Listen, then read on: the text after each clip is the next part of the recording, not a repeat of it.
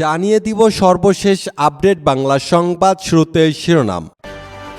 ভারতের চাপে সেনাবাহিনী 15 বছর পর পিলখানার বিডিআর হত্যার গোপন রিপোর্ট প্রকাশ করল ভারতীয় মিডিয়া। জয় হাসিনা সহ ফেঁসে যাচ্ছে 48 জন শীর্ষ আওয়ামী লীগ নেতা। এবং সবশেষে জানাবো, গণহত্যার অভিযোগে এবার ফেঁসে যাচ্ছে 2 শতাধিক পুলিশ কর্মকর্তা। এর মধ্যে আছে পুলিশের ডিআইজি ও অতিরিক্ত ডিআইজি, এসপি, এডিশনাল এসপি ও ইন্সপেক্টর। এতক্ষণ শুনছিলেন সংবাদ শিরোনাম, এখন থাকছে বিস্তারিত। 2009 সালের 25 ও 26 ফেব্রুয়ারি ঢাকার পিলখানায় বিডিআর সদর দপ্তরে ইতিহাসের জঘন্যতম হত্যাকাণ্ড সম্পর্কে পিনাকি বলেছেন, বাংলাদেশে যে বিষয়টি খুব ভালোভাবে জানা নেই তা হলো সেনাবাহিনীর ব্যারাকে ফিরে গিয়েছিল ভারতের চাপে।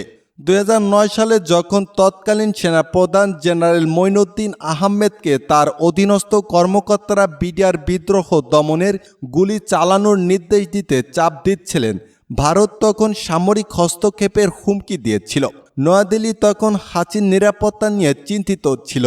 আর ভারতের হুমকি কেবল নিচ্ছক হুমকি ছিল না। পিনাকি আরও বলেন, ভারতের কারণে হাসিনা রাজনৈতিকভাবে তখন পরিস্থিতি নিয়ন্ত্রণ নিতে পেরেছিলেন এবং সামরিক বাহিনীর চাপ থেকে নিজেকে মুক্ত করতে পেরেছিলেন। এরপর থেকে তাকে পিছনে ফিরে তাকাতে হয়নি। সেদিন বাংলাদেশ সেনাবাহিনী এবং র্যাপিড অ্যাকশন ব্যাটালিয়ন বিডিআর সদর দপ্তরে আশেপাশের শক্ত অবস্থান গ্রহণ করেছিল। রাস্তায় ট্যাঙ্কগুলো নামিয়ে সেনাবাহিনী চূড়ান্ত হামলার প্রস্তুতি নিচ্ছিল। প্যারাশুট কমান্ডো প্রস্তুত ছিল। তবে ভারতের সামরিক হস্তক্ষেপের হুমকির কারণে তারা অভিযান করতে পারেনি, যা দেরিতে হলেও প্রকৃত সত্যটা জানা গেল। পিলখানায় সেই দিন এত বড় একটি হত্যাকাণ্ডের ঘটনা যে গুটি কয়েক ডিএসআই নায়ক কিংবা হাবিলদারের নেতৃত্ব কিছুতে সংগঠিত করা সম্ভব ছিল না। এই সত্যটা সামনে এলো অত্যন্ত পরিকল্পিতভাবে 25 ফেব্রুয়ারি এই পৈশাচিক হত্যাকাণ্ডের ঘটনা ঘটানো হয়েছিল। খুব সতর্কতার সঙ্গে পিলখানার ঘটনাটি তারা সংগঠিত করেছিল।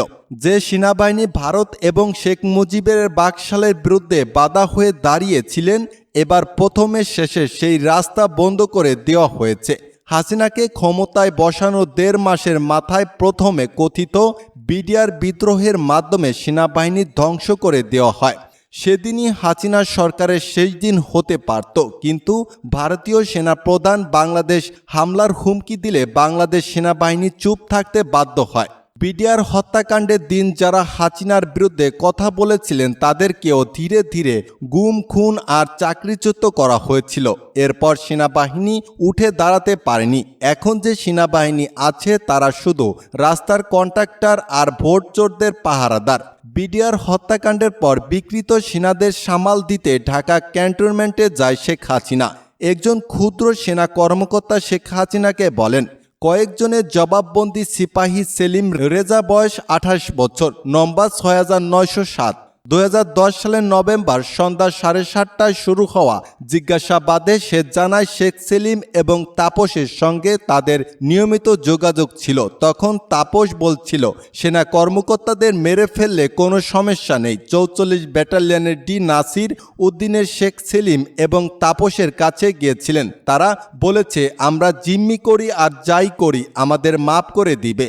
সিপাহী রিয়াজুল হক, নম্বর 71318। রিয়াজুল জানায়, কমপক্ষে 10 জন সিপাহীর সঙ্গে হাসানুল হক ইনু নিয়মিত যোগাযোগ ছিল। ইনু তাদের প্রয়োজনে বিদেশে পাঠিয়ে দেওয়ার আশ্বাস দেয়। জিয়াউল জানান, তারা একাধিকবার তাপসের মুখে শুনেছে অপারেশন ভালো করলে সজীব ওয়াদের জয় খুশি হবে। প্রধানমন্ত্রী শেখ হাসিনা পেয়েছিলেন 1 ঘন্টা 4 মিনিট। যথেষ্ট সময় পেয়েও তারা কেন কোনো ব্যবস্থা গ্রহণ করল না? শেখ হাসিনার বিচার বার্ষিক নৈরাজ্য ভোজের অংশ নিতে অসম্মতি জানিয়েছিলেন কেন? 2009 সালে 1 মার্চ সংসদে প্রধানমন্ত্রী জানিয়েছিলেন 25 ফেব্রুয়ারি খুব সকালে তিনি একটি গোয়েন্দার রিপোর্ট পেয়েছিলেন। কি ছিল সেই রিপোর্টে? জেনারেল শাকিলের সাথে হাসিনার সর্বশেষ কথা কি ছিল? প্রধানমন্ত্রীর সামরিক উপদেষ্টা মেজর জেনারেল তারেক সিদ্দিকীর ভূমিকায় সেদিন কি ছিল সেদিন? বিশেষ ব্যবস্থাপনায় বিমান চলাচলের শিডিউল উল্টে ফেলা হয়েছিল কেন? সজীব ওয়াজেদ জয় ২৭ ফেব্রুয়ারি দুবাই গিয়ে পিলখানার ঘটনায় জড়িত কিছু ব্যক্তির সাথে দেখা করেছিলেন কেন? জয়ের সেই সময়কার পাসপোর্ট তদন্তকারীদের দেখতে দেওয়া হয়নি কেন? পিলখানা ঘটনা তদন্তে গঠিত ৩টি কমিটির একটি কমিটিও জয়কে জিজ্ঞাসাবাদ করার অনুমতি পায়নি কেন? জয় কেন বিদেশি পত্রিকায় বাংলাদেশ সেনাবাহিনীর শক্তি সমর্থন নিয়ে বিরূপ মন্তব্য করেছিলেন? এখন প্রশ্ন হলো, একমাত্র হাসিনা নিরাপত্তা নিয়ে চিন্তিত হওয়া ছাড়া ভারতের সামরিক হস্তক্ষেপের হুমকির পেছনে নয়াদিল্লির আর কি স্বার্থ ছিল? ২০০৮ সালের নির্বাচনে জয়ী হয়ে ক্ষমতা গ্রহণের সাথে সাথে আওয়ামী লীগের নেতৃত্বাধীন মহাজোট সরকার ক্ষমতা আঁকড়ে ধরে রাখার সুদূর প্রসারী পরিকল্পনা অংশ হিসেবে পুলিশ বাহিনীতে নগ্ন দলীয়করণ শুরু করে।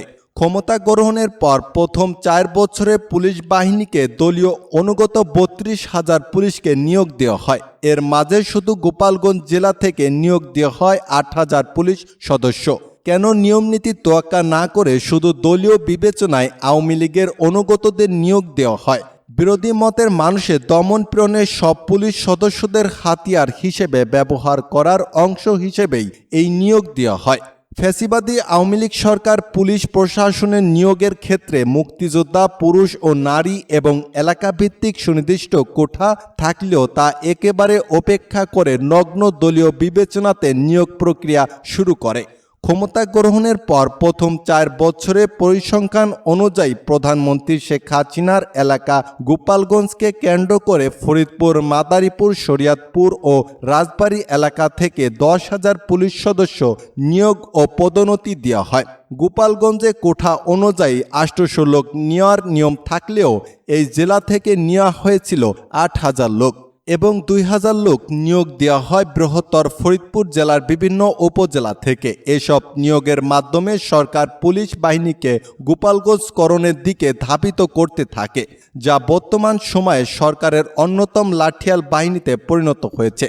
একে একে এবার দেখে নেওয়া যাক শৃঙ্খলা রক্ষার নাম করে গদি রক্ষার জন্য গুরুত্বপূর্ণ পদে নিয়োগ দেওয়া গোপনে পুলিশের সম্পর্কে। ডিএমপি কমিশনার হাবিবুর রহমান একজন গোপালী পুলিশ।